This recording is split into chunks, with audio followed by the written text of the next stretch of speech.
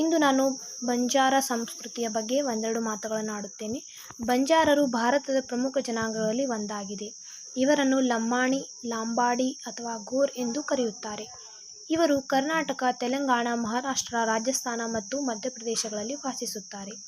ಬಂಜಾರರು ತಮ್ಮ ವಿಶಿಷ್ಟ ಸಂಸ್ಕೃತಿ, ಪರಂಪರೆ ಮತ್ತು ಜೀವನ ಶೈಲಿಯಿಂದ ಪ್ರಸಿದ್ಧರಾಗಿದ್ದಾರೆ. ಮೂಲತಃ ಮತ್ತು ಇವರ ಇತಿಹಾಸ. ಬಂಜಾರ ಇತಿಹಾಸ ತುಂಬಾ ಹಳೆಯದು. ಅವರು ಮೂಲತಃ ರಾಜಸ್ಥಾನ ಪ್ರದೇಶದಿಂದ ಬಂದವರು ಎಂದು ನಂಬಲಾಗಿದೆ. ಹಿಂದೆ ಅವರು ಸಂಚಾರಿ ವ್ಯಾಪಾರಿಗಳು ಆಗಿದ್ದರು. ಅಂದು ಅವರು ಒಂದು ಸ್ಥಳದಿಂದ ಮತ್ತೊಂದು ಸ್ಥಳಕ್ಕೆ ಓಡಾಡುತ್ತಿದ್ದರು. ಉಪ್ಪು, ಧಾನ್ಯ, ಮಸಾಲೆಗಳು ಮುಂತಾದ ವಸ್ತುಗಳನ್ನು ಎಮ್ಮೆ ಗಾಡಿ ಮತ್ತು ಎತ್ತುಗಳ ಮುಖಾಂತರ ಸಾಗಣೆ ಮಾಡುತ್ತಿದ್ದರು. ಪ್ರಾಚೀನ ಕಾಲದಲ್ಲಿ ಸಾರಿಗೆ ವ್ಯವಸ್ಥೆ ಅಭಿವೃದ್ಧಿಯಾಗಿರಲಿಲ್ಲ. ಆದ್ದರಿಂದ ಬಂಜಾರರು ವ್ಯಾಪಾರದಲ್ಲಿ ಪ್ರಮುಖ ಪಾತ್ರ ವಹಿಸಿದ್ದರು. ಇಂದಿನ ದಿನಗಳಲ್ಲಿ ಅವರು ಸ್ಥಿರ ಜೀವನ ನಡೆಸುತ್ತಾ ತಾಂಡಾಗಳಲ್ಲಿ ವಾಸಿಸುತ್ತಿದ್ದಾರೆ. ತಾಂಡಾ ವ್ಯವಸ್ಥೆ ಎಂದರೆ ತಾಂಡಾ ಎಂದರೆ ಬಂಜಾರ ವಾಸಸ್ಥಳ. ಇದು ಸಣ್ಣ ಗ್ರಾಮಗಳಂತೆ ಇರುತ್ತದೆ. ಕುಟುಂಬಗಳು ಒಟ್ಟಾಗಿ ವಾಸಿಸುತ್ತವೆ. ಹಿರಿಯರ ಸಮುದಾಯದ ನಾಯಕರು ಇರುತ್ತಾರೆ. ತಾಂಡಾದಲ್ಲಿ ಸಾಮಾಜಿಕ ನಿಯಮಗಳು ಮತ್ತು ಸಂಪ್ರದಾಯಗಳು ಕಠಿಣವಾಗಿ ಪಾಲಿಸಲಾಗುತ್ತದೆ.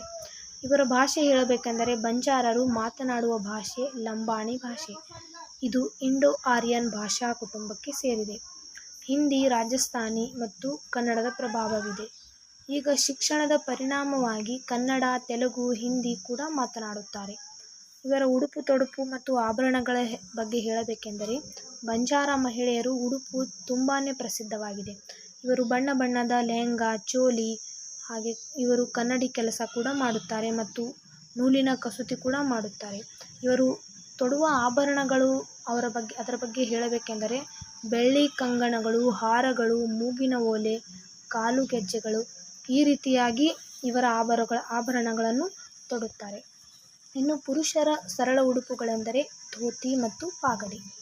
ಇವರ ಉಡುಪುಗಳು ಅವರ ಗುರುತು ಮತ್ತು ಸಂಸ್ಕೃತಿಯ ಪ್ರತೀಕವಾಗಿವೆ. ಬಂಜಾರ ಸಂಸ್ಕೃತಿಯಲ್ಲಿ ಸಂಗೀತ ಮತ್ತು ನೃತ್ಯ ಬಹಳ ಪ್ರಮುಖವಾಗಿದೆ. ಲಂಬಾಣಿ ನೃತ್ಯ ಪ್ರಸಿದ್ಧವಾಗಿದೆ ಮತ್ತು ಮಹಿಳೆಯರು ಗುಂಪು ಗುಂಪಾಗಿ ನೃತ್ಯ ಮಾಡುತ್ತಾರೆ. ಹಾಡುಗಳು ಜೀವನ, ಪ್ರೀತಿ, ಪ್ರಕೃತಿ ಕುರಿತಾಗಿದೆ. ಇನ್ನು ಸಂಗೀತದಲ್ಲಿ ಡೊಳ್ಳು ತಾಳಗಳನ್ನು ಬಂಜಾರರು ಬಳಸುತ್ತಾರೆ. ಇವರ ಹಬ್ಬಗಳು ಮತ್ತು ಆಚರಣೆಗಳು ಯಾವ ರೀತಿಯಾಗಿವೆ ಎಂದರೆ ಬಂಜಾರರು ಹಬ್ಬಗಳನ್ನು ತುಂಬ ಸಂಭ್ರಮದಿಂದ ಆಚರಿಸುತ್ತಾರೆ. ಇವರ ಪ್ರಮುಖ ಹಬ್ಬಗಳೆಂದರೆ ದೀಪಾವಳಿ ಆಗಿರ್ಬೋದು, ಹೋಳಿ ಆಗಿರ್ಬೋದು, ತೀಜ್ ಹಬ್ಬ ಮತ್ತು ದಸರಾ ಹಬ್ಬ ತುಂಬಾ ವಿಜೃಂಭಣೆಯಿಂದ ಆಚರಿಸುತ್ತಾರೆ. ಇವರ ಆಚರಣೆಗಳಲ್ಲಿ ನೃತ್ಯ, ಹಾಡು, ದೇವರ ಪೂಜೆ ಇದು ಕೂಡ ತುಂಬಾ ಮುಖ್ಯವಾಗಿದೆ. ಹಬ್ಬಗಳು ಅವರ ಸಾಂಸ್ಕೃತಿಕ ಐಕ್ಯತೆಯನ್ನು ಬಲಪಡಿಸುತ್ತವೆ. ಇವರ ಧರ್ಮ ಮತ್ತು ನಂಬಿಕೆಗಳು ಅಂದರೆ ಬಂಜಾರರು ಹಿಂದೂ ಧರ್ಮವನ್ನು ಮುಖ್ಯವಾಗಿ ಅನುಸರಿಸುತ್ತಾರೆ. ಸೇವಾಲಾಲ್ ಮಹಾರಾಜ ಅವರನ್ನು ತಮ್ಮ ಗುರುವಾಗಿ ಪೂಜಿಸುತ್ತಾರೆ. ಪ್ರಕೃತಿ ಮತ್ತು ಗ್ರಾಮ ದೇವತೆಗಳ ಪೂಜೆಗಳನ್ನು ಮಾಡುತ್ತಾರೆ. ಈಗ ಪ್ರತಿಯೊಂದು ಗ್ರಾಮದಲ್ಲಿಯೂ ಸೇವಾಲಾಲ ಮಂದಿರ ಮತ್ತು ದುರ್ಗಾದೇವಿಯ ಮಂದಿರ ತುಂಬಾ ಇವೆ. ಇದು ಅವರ ಗುರು ಅಂದರೆ ಸೇವಾಲಾಲ ಬಂಜಾರರ ಗುರು. ಹಾಗಾಗಿ ಪ್ರತಿಯೊಂದು ಗ್ರಾಮ, ಪ್ರತಿಯೊಂದು ಊರುಗಳಲ್ಲಿ ಸೇವಾಲಾಲ ಮಂದಿರವಿದೆ. ಪ್ರಕೃತಿ ಮತ್ತು ಗ್ರಾಮ ದೇವತೆ ಪೂಜೆಗಳನ್ನು ಮಾಡುತ್ತಾರೆ. ಇವರ ಧರ್ಮದಲ್ಲಿ ಆಧ್ಯಾತ್ಮಿಕತೆ ಮತ್ತು ಸಂಪ್ರದಾಯಗಳ ಮಿಶ್ರಣ ಇದೆ. ಇವರು ಸೇವಿಸುವ ಆಹಾರದ ಪದ್ಧತಿ ಯಾವ ರೀತಿಯಾಗಿದೆ ಅಂದರೆ ಬಂಜಾರರ ಆಹಾರ ಸರಳ ಮತ್ತು ಪೌಷ್ಟಿಕವಾಗಿದೆ. ಇವರು ಜೋಳದ ರೊಟ್ಟಿ, ಸಜ್ಜಿ ರೊಟ್ಟಿ, ಅಕ್ಕಿ, ತರಕಾರಿ ಮತ್ತು ಒಮ್ಮೊಮ್ಮೆ ಮಾಂಸಾಹಾರಿಗಳನ್ನು ಕೂಡ ಸೇವಿಸುತ್ತಾರೆ. ಅವರು ಸಾಂಪ್ರದಾಯಿಕವಾಗಿ ಮಣ್ಣಿನ ಪಾತ್ರೆಗಳಲ್ಲಿ ಅಡುಗೆಯನ್ನು ಮಾಡುತ್ತಾರೆ. ಇದು ಮೊದಲಿನಿಂದಲೇ ಬಂದಿರುವಂತಹ ಪರಂಪರೆ. ಇವರು ಮಣ್ಣಿನ ಪಾತ್ರೆಗಳಲ್ಲಿಯೇ ಅಡುಗೆಯನ್ನು ಮಾಡುತ್ತಾರೆ. ಈಗಲೂ ಕೂಡ ಅಲ್ಲಲ್ಲಿಯೂ ಅಡುಗೆಯನ್ನು ಮಣ್ಣಿನ ಪಾತ್ರೆಗಳಲ್ಲಿಯೂ ಮಾಡುತ್ತಾರೆ. ಇವರ ಕಲೆ ಮತ್ತು ಕೈಗಾರಿಕೆ ಬಗ್ಗೆ ಹೇಳಬೇಕೆಂದರೆ ಬಂಜಾರ ಮಹಿಳೆಯರು ಕೈ ಕಸೂತಿ ಕೆಲಸದಲ್ಲಿ ಪರಿಗಣಿತರಾಗಿದ್ದಾರೆ. ಈಗ ಕೈ ಕಸೂತಿ ಕೆಲಸ ಅಂದರೆ ಕೈಯಿಂದ ನೂಲನ್ನು ಕೈಯಿಂದಲೇ ಮಾಡುವಂತಹ ಕೆಲಸ ತುಂಬಾ ಮಾಡುತ್ತಾರೆ. ಈಗ ತುಂಬಾ ಹೇಳಬೇಕಂದ್ರೆ ಕನ್ನಡಿ ಕೆಲಸ, ಬಣ್ಣದ ನೂಲಿನ ವಿನ್ಯಾಸ, ಚೀಲ, ಉಡುಪು, ಅಲಂಕಾರ ವಸ್ತುಗಳು ಈ ರೀತಿ ತುಂಬಾ ಆಗಿರಬಹುದು. ಈ ಕಲೆಗಳು ಈಗ ಫ್ಯಾಷನ್ ಇಂಡಸ್ಟ್ರಿಯಲ್ಲಿ ಕೂಡ ಈಗಲೂ ಕೂಡ ಫ್ಯಾಷನ್ ಇಂಡಸ್ಟ್ರಿಯಲ್ಲಿ ಪ್ರಸಿದ್ಧವಾಗಿದೆ.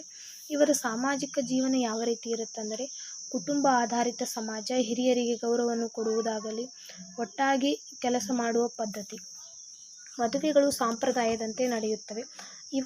ಬಂಜಾರ ಸಂಸ್ಕೃತಿಯಲ್ಲಿ ಮದುವೆ ತುಂಬಾ ಡಿಫ್ರೆಂಟ್, ಅಂದರೆ ತುಂಬಾ ಬೇರೆ ರೀತಿಯಾಗಿ ಮದುವೆಯನ್ನು ಮಾಡುತ್ತಾರೆ. ಈ ಸಮುದಾಯದಲ್ಲಿನ ನಿಯಮಗಳು ಕಟ್ಟುನಿಟ್ಟಾಗಿ ಪಾಲಿಸಲಾಗುತ್ತದೆ. ಇನ್ನು ಆಧುನಿಕ ಬದಲಾವಣೆಗಳ ಬಗ್ಗೆ ಹೇಳಬೇಕಂದ್ರೆ, ಶಿಕ್ಷಣದಿಂದ ಜೀವನ ಶೈಲಿ ಬದಲಾಗಿದೆ, ಉದ್ಯೋಗಗಳಲ್ಲಿ ಬದಲಾವಣೆ, ನಗರ ಪ್ರದೇಶಗಳಲ್ಲಿ ವಲಸೆ, ಆದರೂ ಅವರು ತಮ್ಮ ಸಂಸ್ಕೃತಿಯನ್ನು ಉಳಿಸಿಕೊಂಡಿದ್ದಾರೆ. ಒಟ್ಟಾರೆಯಾಗಿ ಬಂಜಾರ ಬಗ್ಗೆ ಹೇಳಬೇಕೆಂದರೆ, ಬಂಜಾರ ಸಂಸ್ಕೃತಿ ಭಾರತದ ವೈವಿಧ್ಯಮಯ ಸಂಸ್ಕೃತಿ ಒಂದು ಅಮೂಲ್ಯ ಭಾಗವಾಗಿದೆ. ಅವರ ಉಡುಪು, ಕಲೆ, ಸಂಗೀತ ಮತ್ತು ಸಂಪ್ರದಾಯಗಳು, ಅವರ ಹಬ್ಬಗಳು ನಮ್ಮ ದೇಶದ ಶ್ರೀಮಂತ ಪರಂಪರೆಯನ್ನು ತೋರಿಸುತ್ತವೆ. ಈಗ ನಾವು ಈ ಸಂಸ್ಕೃತಿಯನ್ನು ಸಂರಕ್ಷಿಸುವುದು ತುಂಬ ಮುಖ್ಯವಾಗಿದೆ. ಧನ್ಯವಾದಗಳು.